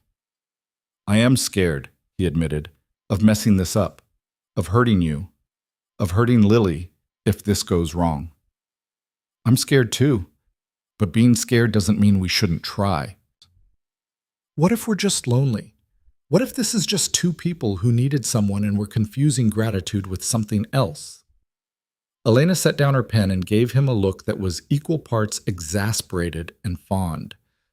Daniel, I've been lonely for a long time. I know what that feels like. And this isn't it. This is something else, something better. And if you can't see that, then I don't know what to tell you. He stood up and crossed to where she was sitting. She looked up at him, steady and sure, and he realized she was braver than he'd ever been. She'd lost everything and was still willing to risk her heart on a divorced landscaper with a failing business and a daughter who watched too much TV. I see it, he said quietly. I'm just trying to do this right. There's no right way. There's just honest and dishonest. And I'd rather have honest and messy than perfect and fake. Daniel leaned down and kissed her forehead, gentle and brief. Noted. She smiled, her hand coming up to rest on his arm. Good. Now help me with these projections. I need to make sure we're not underselling ourselves. They worked late into the evening, running numbers and rehearsing talking points until Daniel's eyes started to blur. But it felt good, purposeful, like they were building something that mattered. The meeting with Riverside Development was held in a glass-walled conference room that overlooked the construction site, acres of cleared land waiting to become something. David Chen was younger than Daniel expected, maybe mid-40s, with an easy smile and a handshake that felt genuine rather than performative. Thanks for coming in, David said, gesturing to chairs around a sleek conference table. I've got to say, your proposal was refreshing. Most landscaping companies just want to throw in some grass and call it a day. But you're thinking about ecosystems, longevity. That's what we need. Elena opened her portfolio with the calm professionalism of someone who'd done this 100 times, even though Daniel knew she was nervous. He could see it in the way her fingers pressed just slightly too hard against the folder. Our approach is built on sustainability, she said, not just because it's environmentally responsible, but because it makes financial sense long-term. Native plants require less water, less maintenance, and they support local wildlife. Residents get beautiful outdoor spaces that don't come with high upkeep costs. David nodded, flipping through the printed proposal. Walk me through the cost breakdown. I need to take this to the board, and they're going to want specifics. Elena and Daniel tag-teamed the explanation, falling into a rhythm that felt natural. She handled the numbers and logistics. He handled the technical aspects: soil composition, plant selection, irrigation systems. Together, they painted a picture of a development that would be a model for sustainable community planning. By the end of the meeting, David was smiling. "I'm going to be honest with you," he said. "We've met with 4 other companies, bigger firms with bigger portfolios, but none of them understood what we're trying to build here. You do. So I'm recommending we move forward with Brooks Property Solutions, pending board approval, of course." Daniel felt like the air had been sucked out of the room. "Seriously?" "Seriously. I'll be in touch by end of week with next steps, but start planning. This is happening." They shook hands, and Daniel and Elena walked out of the building in stunned silence. It wasn't until they reached the truck that Elena let out a breathless laugh. "We did it. You did it. That presentation was all you. It was both of us." She turned to face him, her eyes bright. "Daniel, do you realize what this means? This contract could stabilize the business for the next year, maybe longer." "I know. This is huge. I know." She threw her arms around him, and he caught her automatically, lifting her off the ground in a spontaneous burst of joy that surprised them both. When he set her down, they were both laughing, giddy with relief and possibility. And then, without planning it, without overthinking it, Daniel kissed her. It was brief, tentative, a question more than a statement. But when he pulled back, Elena was smiling. "Took you long enough," she said. "Yeah, well, I'm a slow learner." "I noticed." He kissed her again, longer this time, and it felt like something clicking into place, like a door he'd been afraid to open, finally swinging wide. When they finally pulled apart, Elena rested her forehead against his. "So, we're doing this?" "I think we are." "Good, because I've been wanting to do that for weeks." "Me too." They stood there in the parking lot, holding each other, and Daniel felt something he hadn't felt since before the divorce. Hope. Real, tangible, terrifying hope. The board approval came through the following Tuesday. The contract was official. Brooks Property Solutions was about to take on the biggest project in its history. Daniel celebrated by taking Elena and Lily out to dinner at the nicest restaurant he could afford, which wasn't saying much, but it had tablecloths and a wine list, so it counted. Lily ordered spaghetti because she was loyal to her favorites, and Elena ordered something with roasted vegetables that she insisted on sharing. Daniel got a steak and felt only mildly guilty about the price. "So," Lily said, twirling pasta on her fork, "are you guys dating now?" Daniel nearly choked on his water. "What?" "You kissed her. Emma says that means you're dating. Emma needs to mind her own business," Daniel said. "Emma's very informed about relationships," Lily said matter-of-factly. "So are you?" Elena was trying very hard not to laugh. "What do you think, Lil? Would that be okay with you?" Lily considered this seriously. "Are you going to get married and then divorced like mom and dad?" The question landed like a brick. Daniel started to answer, but Elena beat him to it. "I don't know what's going to happen," she said honestly. "Nobody does. But I can promise you this, I care about your dad. And I care about you. And I'm not going anywhere unless you want me to." "I don't want you to," Lily said immediately. "I like having you here. You make good pancakes. And you help with my math homework without getting frustrated." "Well, those are pretty good reasons to stick around. Are you going to move into Dad's room?" "Lily," Daniel said, his face burning. "What?" "It's a fair question. Emma's mom's boyfriend moved into her mom's room, and Emma said it was weird at first, but now it's fine." Elena reached across the table and took Lily's hand. "How about this? Your dad and I are going to take things slow, figure out what we mean to each other, and when we know, we'll tell you. Deal?" "Deal." Lily went back to her spaghetti, apparently satisfied. Daniel looked at Elena with something close to awe. She'd navigated that minefield with more grace than he could have managed. Later, after they'd put Lily to bed and were cleaning up the kitchen together, Daniel finally said what he'd been holding on to all evening. "You were amazing tonight, with Lily. You said exactly the right thing. I just told her the truth. Still, not everyone would handle that so well." Elena dried a plate and set it in the cabinet. "Daniel, I spent years working with kids. I know how to talk to them. And more importantly, I know they deserve honesty, even when it's complicated. You're good with her. Better than I am sometimes.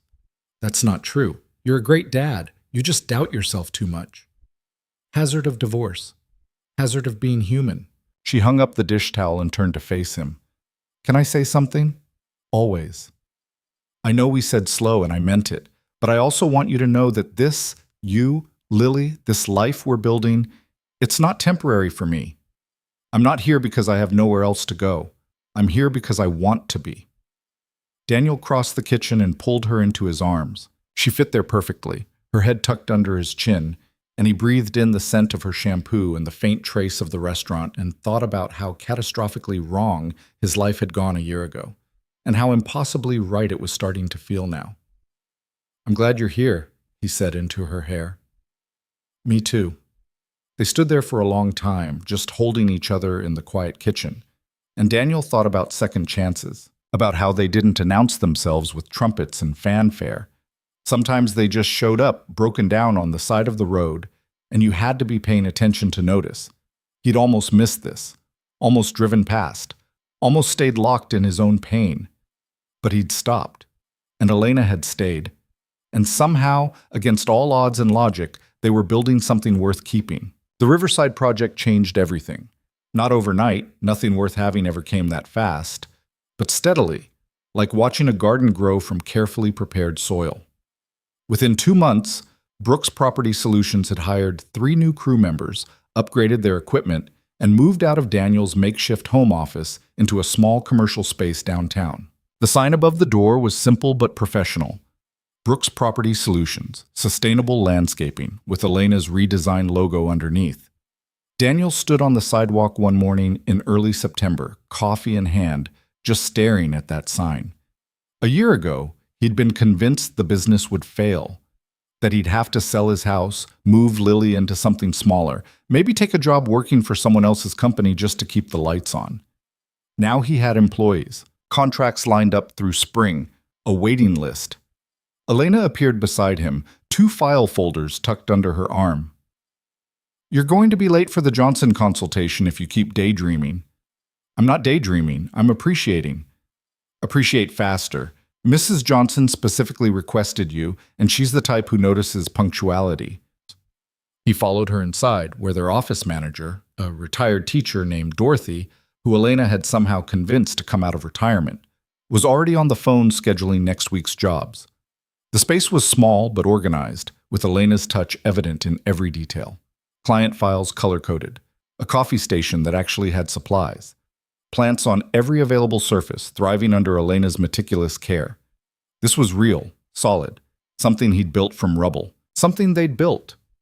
Elena had officially moved out of the guest room 3 weeks ago, not far, just down the hall, into Daniel's room, after a conversation with Lily that had been surprisingly straightforward. So Elena's going to be like a stepmom? Lily had asked. Eventually, maybe, Daniel had said carefully. Right now she's just someone very important to both of us. But you love her, right?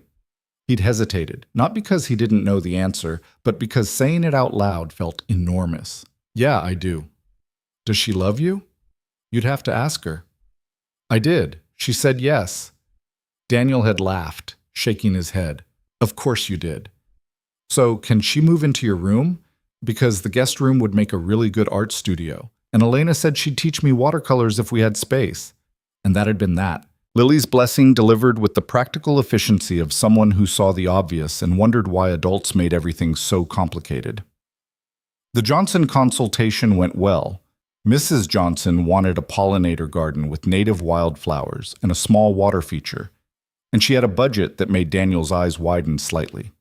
By the time he finished sketching the preliminary design, she was already talking about referring her book club. Word of mouth, Elena said when he called to tell her. That's how you build a reputation that lasts. I think you mean that's how you build a reputation. You're the one who's been networking. We're a team. Start acting like it.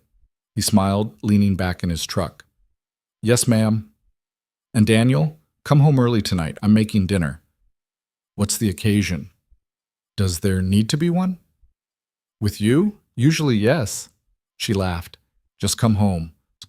When he pulled into the driveway that evening, he found candles on the kitchen table and something that smelled incredible coming from the oven. Lily was at Vanessa's for the weekend, which meant the house was quiet in a way that used to feel lonely but now felt intentional. Elena emerged from the kitchen wearing jeans and one of his old flannel shirts, her hair pulled back, looking nothing like the polished professional who ran his office and everything like home. "What's all this?" he asked. "Dinner? Sit." "Elena, sit, Daniel." He sat. She brought out roasted chicken with vegetables, homemade bread, a salad with some kind of vinaigrette that tasted like summer. They ate in comfortable silence for a while, the kind of quiet that came from knowing each other well enough that words weren't always necessary. Finally, Elena set down her fork and looked at him with an expression he couldn't quite read. "I need to tell you something," she said. Daniel's stomach dropped. Those words never led anywhere good. "Okay. I got a job offer." The world tilted slightly. "What?" "A teaching position. Elementary art. At Riverside Elementary. They're expanding their programs, and they saw the work I did with the community center kids last month. They want me to start in January." He should have been happy for her. He knew that. Teaching was what she loved, what she was meant to do. But all he could think was that she'd be leaving, that the office would lose its center, that he'd lose his partner, that he'd lose her. That's amazing," he managed. "You must be thrilled." "I am. Terrified, but thrilled." She reached across the table and took his hand. "Daniel, I can see what you're thinking, and you're wrong." "I'm not thinking anything." "You're thinking I'm going to leave the business, leave you, that this is the beginning of the end." He couldn't argue because she was right. Elena squeezed his hand. "I don't want to leave Brooks Property Solutions. I want to do both. Teach during the day, handle admin and consultations in the evenings and weekends. Dorothy can manage the day-to-day office stuff. You've been talking about hiring a full-time project manager anyway. This is the push you need to do it." "You want to do both? That's insane. You'll be exhausted." "Maybe. But I'll also be doing the two things I love most, teaching and building something with you." "Why should I have to choose?" "Because people don't usually get to have everything they want." "Maybe we're not usual people." Daniel looked at her. This woman who'd rebuilt his business, his confidence, his belief that good things were still possible, and felt something loosen in his chest. She wasn't leaving. She was expanding, growing, becoming more of herself, not less. And she wanted him to be part of that. "Okay," he said. "Okay? Okay, we'll make it work. Hire a project manager, adjust schedules, figure it out as we go." Elena's face broke into a smile that could have powered the entire house. "Really? Really, you deserve this. You've earned it, and I'm not going to be the person who holds you back from something that makes you happy." She came around the table and kissed him, and Daniel wrapped his arms around her, breathing in the scent of her shampoo and the faint smell of rosemary from the chicken, and thought about how far they'd both come from that day on the side of the road. "I love you," he said into her hair. "I love you too," she murmured back, "even though you're a terrible dancer and you can't cook anything that doesn't come in a box.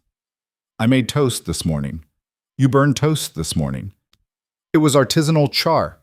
She laughed, and the sound filled the kitchen with warmth that had nothing to do with the oven. The holidays came fast that year. Thanksgiving was the first real test of their blended situation. Vanessa and Jonathan invited Lily to their celebration, which meant Daniel and Elena had the day to themselves. They volunteered at a community kitchen in the morning, serving meals to people who reminded Daniel uncomfortably of where Elena had been just months before. "You okay?" he asked, watching her ladle soup into bowls with steady hands. "Yeah, it's good to be on this side of the table for once."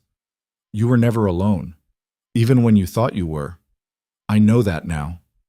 They worked side by side, and Daniel saw the way Elena connected with people, remembering names, asking questions, treating everyone with a dignity that came from understanding what it meant to be invisible. By the end of the service, she'd collected 3 phone numbers from women who needed job references, housing assistance, or just someone to talk to who'd been where they were.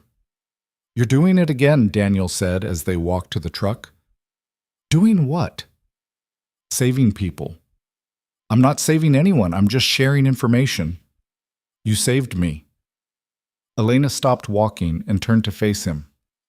No, you saved yourself. I just reminded you that you could. Semantics. Truth. She kissed him there in the parking lot, and Daniel thought about how much had changed in a year. How last Thanksgiving he'd been alone in his house, eating grocery store turkey and trying not to think about the family dinner happening without him. How this year he had Elena and Lily part-time, and a business that was thriving, and a future that looked nothing like the wreckage he'd been standing in. Christmas brought its own complications. Lily wanted everyone together, her mom, Jonathan, her dad, Elena, for at least part of the day. Vanessa, to her credit, didn't dismiss the idea immediately. I think that could work, she said when Daniel called to discuss it. Jonathan's family is doing dinner. We could do breakfast at our place, if you and Elena are comfortable with that. Let me ask her. Elena's response was immediate. Of course. Lily wants us there. That's what matters. So Christmas morning found them at Vanessa's new house, a sleek modern build in a subdivision that screamed success, with presents and pancakes and the strange, slightly surreal experience of watching his ex-wife and her new husband interact with his girlfriend while their daughter orchestrated the entire event like a tiny diplomat. Dad, you sit here. Elena, you're next to Dad. Mom, you and Jonathan take the other side. Perfect. Jonathan turned out to be genuinely decent. He asked Daniel about the business, complimented Elena's work, and didn't once act threatened or territorial. Vanessa was relaxed in a way Daniel hadn't seen in years, laughing easily and touching Jonathan's arm with casual affection. They looked happy, actually happy, and Daniel realized with something close to relief that he was happy for them. After breakfast, while the kids, Lily and Jonathan's nephew, played with new toys in the living room, the adults ended up in the kitchen cleaning up. Daniel was drying dishes while Elena washed, and Vanessa was putting leftovers in containers when she said something that stopped him mid-motion. I'm glad you found her. Daniel looked over. What? Vanessa nodded toward Elena. I'm glad you found someone who gets you, who pushes you. You seem lighter than you've been in years. I am. Good. You deserve it. She closed the refrigerator and turned to face him fully. I'm sorry I couldn't be that for you. What you needed. I tried, but I think we were always wanting different things. We were young. We didn't know what we wanted. Maybe, but we figured it out eventually, just not together. Jonathan appeared in the doorway. Lily's asking if we can do Christmas again next year. All of us. Vanessa looked at Daniel, then at Elena. What do you think? Elena spoke before Daniel could. I think that sounds perfect. And it did. Messy and complicated and nothing like the traditional family structure anyone had planned for. But real. Honest. Built on the understanding that love didn't have to look one way to be valid. January brought Elena's first day of teaching. Daniel drove her to the school, even though she insisted she could drive herself. First day jitters, he asked. Absolutely. You're going to be amazing. You have to say that. You're contractually obligated as my boyfriend. I'm saying it because it's true. She kissed him before getting out of the truck, and he watched her walk into the building with her bag full of art supplies and lesson plans, looking nervous and excited and exactly where she was supposed to be. Brooks Property Solutions hired a project manager named Marcus. Not Daniel's friend Marcus, a different Marcus, a retired contractor who knew construction and landscaping and how to manage crews without micromanaging. He was perfect for the job, which freed up Elena to focus on the parts she enjoyed and Daniel to take on more design work. The business grew, not exponentially, but steadily. They hired 2 more crew members, took on a second major development contract, started getting calls from commercial clients who wanted sustainable landscaping for office parks and shopping centers. Dorothy coined their unofficial motto one afternoon when a client asked what made Brooks Property Solutions different. We build things that last, she'd said, not just gardens, relationships, community. We're not here to make a quick buck. We're here to make something worth keeping. The client had signed on the spot. By spring, Daniel and Elena had moved the business into a larger space and converted the old office into a small classroom where Elena could teach evening art workshops for adults. The community center partnership had grown into something more formal, a program offering free classes to anyone who wanted to learn, funded by a percentage of the business's profits. Lily thrived. Her grades improved. She made new friends. She stopped asking when her parents were getting back together and started asking when Daniel and Elena were getting married. Patience, Daniel told her. These things take time. You've been dating for almost a year. I'm aware. Emma's mom got engaged after 6 months. Emma's mom is not the benchmark for relationship timelines. Emma says a lot of things. But Lily had a point. Daniel had been thinking about it, about rings and proposals and making permanent what already felt inevitable. He'd been waiting for the right moment, the right words, the perfect scenario. Elena, naturally, beat him to it. It happened on a Tuesday in April. They were working in the backyard of the house, not for a client, but for themselves. Creating a garden space that had been on Daniel's mental list for years but never prioritized. Elena was planting native wildflowers while Daniel built raised beds for vegetables. Daniel? Elena said, not looking up from her work. Yeah? Will you marry me? He dropped the hammer. What? She finally looked at him, dirt on her hands and a smile on her face. I said, will you marry me? You're proposing? Is that a problem? No, I was going to propose to you. When? I don't know. Soon. When it felt right. Does this feel right? He looked around at the garden they were building, at the house where they lived, at the woman who'd walked into his life when he needed her most and stayed because she wanted to, not because she had to. Yeah, he said, this feels right. So is that a yes? That's absolutely a yes. She grinned, pulling a small box from her pocket. Inside was a simple silver band. I know traditionally it's supposed to be a diamond ring and a man asking, but I figured we've never been traditional about anything else. Why start now?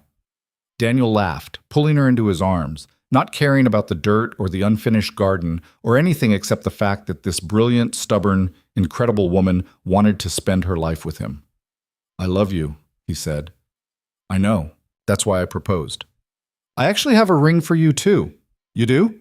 It's in my sock drawer. I've been carrying it around for 2 weeks trying to figure out when to give it to you. Go get it. He went inside and came back with a small velvet box. Inside was a simple gold band with a small emerald, her birthstone, because diamonds felt too obvious, and Elena had never been obvious about anything. She put it on, and it fit perfectly. How did you know my size? She asked. I borrowed one of your rings and traced it. Sneaky. Practical. They stood there in the unfinished garden, wearing engagement rings and covered in dirt, and Lily's voice drifted through the open kitchen window. I knew it! Emma, I told you they were going to get engaged. You owe me $5. Daniel and Elena looked at each other and burst out laughing. They got married 6 months later in the backyard they'd finished building together. It wasn't fancy. No country club, no string quartet, no guest list that required a spreadsheet. Just family and close friends gathered in a space that represented everything they'd built, literally and figuratively. Lily was the maid of honor, wearing a dress she'd helped pick out and holding a bouquet of wildflowers from their garden. Marcus, Daniel's friend Marcus, stood as best man. Dorothy officiated because she'd gotten ordained online specifically for this purpose and refused to take no for an answer. Vanessa and Jonathan came. So did Elena's former students and their families. So did clients who'd become friends and friends who'd become family. The ceremony was short and sweet. They wrote their own vows. Daniel went first, his hand shaking slightly as he held Elena's. A year and a half ago, I thought my life was over. I thought I'd failed at everything that mattered. And then you showed up on the side of the road, and you reminded me that endings are just places where new things can begin. You didn't save me, but you showed me I could save myself. And then you stuck around to help me build something better than what I'd lost. I love you. Not because you're perfect, but because you're perfectly yourself. And I can't wait to spend the rest of my life figuring out what that means. Elena's eyes were shining. She took a breath, steadied herself, and spoke. I was living in my car when we met. I'd lost my job, my home, my sense of who I was. And you offered me coffee and a guest room. And the kind of dignity that most people only give to people they think deserve it. You treated me like I mattered when I didn't believe I did anymore. You gave me space to be broken and time to heal and a partnership that turned into love, so gradually I didn't notice it happening until it already had. You and Lily gave me a family when I thought that part of my life was over. So I'm promising you this. I will show up, every day. In the mess and the beauty and everything in between. I will build things with you. I will fight for you. I will love you even when it's hard, especially when it's hard, because you're worth it. We're worth it. Dorothy pronounced them married, and Daniel kissed his wife while their daughter cheered and their friends applauded, and the garden they'd built together bloomed around them. The reception was catered by the local diner, served buffet style on tables borrowed from the community center. The cake was homemade by a client who owned a bakery. The music was a playlist Elena had curated, heavy on jazz standards and songs that made people want to dance. Daniel danced with Lily first, their tradition from Vanessa's wedding, now theirs to keep. Then with Elena, who'd taken lessons specifically for this day and led him through a waltz that was only slightly clumsy. "We did it," she said as they swayed together. "We did. No regrets?" "Not one. Not even the part where my entire second grade class showed up and is currently demolishing the dessert table? Especially not that part." She laughed, and Daniel pulled her closer, breathing in the moment, the weight of her in his arms, the sound of music and conversation and joy. The knowledge that this was his life now.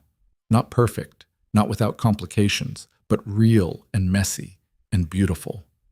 Theirs. Later, after the guests had left and Lily had fallen asleep on the couch, Daniel and Elena sat in their garden under the stars. The same garden where Elena had proposed, where they'd planted wildflowers and vegetables and dreams that had actually taken root. "You know what I realized today?" Elena said, her head on his shoulder. "What?" "A year ago, if someone had told me I'd be married to a landscaper and running a business and teaching art again, I would have thought they were delusional. And now? Now I think maybe the best things in life are the ones you never see coming." Daniel kissed the top of her head. "Agreed." They sat in comfortable silence for a while, and then Elena said, "I have an idea. That's usually dangerous. Remember how you have that empty lot next to the office?" "Yeah." "What if we turned it into something? A community garden, a space where people who don't have yards could grow food, where we could teach workshops on sustainable gardening, where people starting over could have a place to put down roots, literally and figuratively." Daniel thought about it, about the business they'd built, about Elena sleeping in her car and him drowning in failure, and how far they'd both come from those versions of themselves. "What would we call it?" he asked. Elena smiled. "New roots. New roots. People who need a fresh start, a second chance, a place to grow." Daniel turned to look at her, this woman who'd walked into his life with nothing and given him everything that mattered. "Let's do it." "Really?" "Really. We'll start small, see what happens. Build it the same way we built everything else. Together. Together." 6 months later, New Roots opened on a crisp Saturday morning in October. The lot had been transformed into a series of raised beds, a small greenhouse, and a community space with tables and chairs. People showed up. Neighbors, former clients, families, individuals who'd heard about the program through word of mouth. Elena taught the first workshop, showing people how to plant fall vegetables. Daniel explained soil composition and drainage. Lily helped younger kids decorate plant markers with paint and stickers. By the end of the day, every bed had been claimed. Every person who wanted space had a place to grow something. Dorothy stood at the entrance with a clipboard, signing people up for future workshops and coordinating volunteer schedules. "You two have built something special here," she said. "We're just sharing what we learned," Elena replied, "which is exactly what makes it special." Daniel watched it all unfold. The garden, the community, the people finding hope in something as simple as dirt and seeds, and thought about the wedding invitation that had seemed like a humiliation, the ceremony where he'd faced his failure, the reception where he'd brought Elena and pretended they had it all together. That wedding hadn't been the end of his story. It had been the beginning of a new one, a better one. 3 years after Vanessa's wedding, Daniel and Elena stood in their backyard garden, the one they'd built together, expanded together, lived in together, and watched the sunset paint the sky in shades of orange and gold. Lily was inside doing homework, occasionally shouting questions about fractions that Elena would answer with patience Daniel still marveled at. Brooks Property Solutions had grown into a respected firm with 20 employees and contracts throughout the state. Elena taught full-time and ran evening workshops that were always fully booked. New Roots had expanded to 3 locations and helped over 200 people start gardens of their own. They'd built a life. Not perfect, not without challenges, but solid, real, worth every risk they'd taken to get here. "You know what I think about sometimes?" Elena said, leaning against Daniel. "What?" "That day my car broke down. How close I came to just giving up. Sleeping in that car until I couldn't anymore." "I'm glad you didn't." "Me too, because I would have missed all of this. You, Lily, the business, everything. I almost drove past you, you know. I saw the smoke and thought about just calling it in, letting someone else deal with it. But you didn't." "No, I didn't." "Why?" Daniel thought about the man he'd been that day, broken, lost, barely holding on, about the decision to stop, to offer help, to open a door. "I think part of me knew I needed you as much as you needed me," he said. "I just didn't know it yet." Elena turned to face him, her eyes soft in the fading light. "Best decision you ever made?" "Second best." "What was the first?" "Saying yes when you proposed in this garden." She laughed, the sound bright and familiar and home. "I love you, Daniel Brooks." "I love you too." They stood there as the sun disappeared below the horizon and the first stars appeared, 2 people who'd started with nothing but a broken-down car and a cup of coffee, and built a life that proved second chances were real, that endings could become beginnings, that sometimes the most beautiful gardens grew from the most unlikely seeds, and that love, when it was real and honest and built on mutual respect and genuine partnership, could transform everything. Inside, Lily called out that she'd finished her homework, and could they please watch a movie before bed? Elena squeezed Daniel's hand. "Ready?" "Always." They walked inside together, into the warm light of the home they'd built, the family they'd created, the future they were still writing one day at a time. And Daniel thought, not for the first time, and certainly not for the last, that the best things in life really were the ones you never saw coming. The ones that showed up broken and stayed to help you heal. The ones that reminded you that starting over wasn't about going back. It was about growing forward, together.